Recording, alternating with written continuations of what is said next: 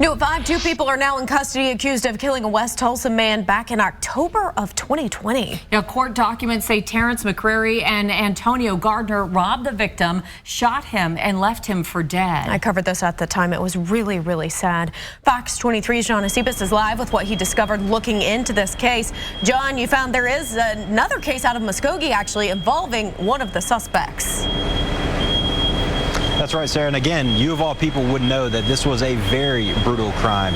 I found out that not only is Gardner set to face trial here in federal court later this year, he is also accused of shooting a Muskogee County woman months before that other crime happened.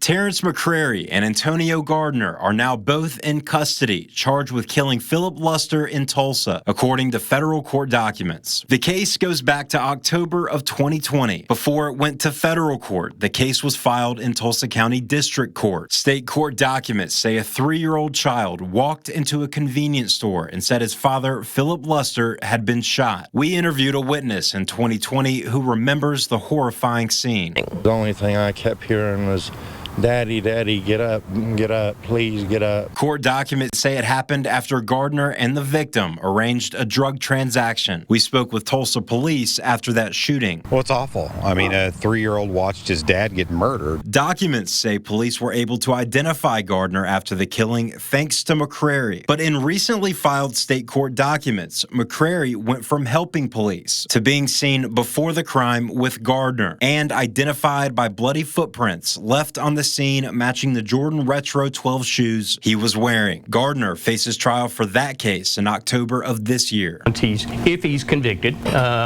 he would then be sentenced to the Department of or the Bureau of Prisons federal system.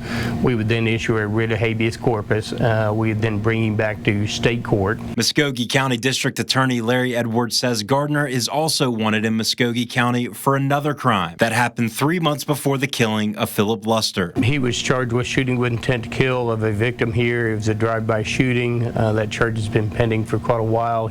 According to court documents, the victim, Kyla Taylor, was turning from 13th Street onto Fremont when she says an SUV pulled up and shot her. The district attorney says they plan to hold Gardner accountable for that crime as well. Every victim should be treated separately, and we're going to do that in this case.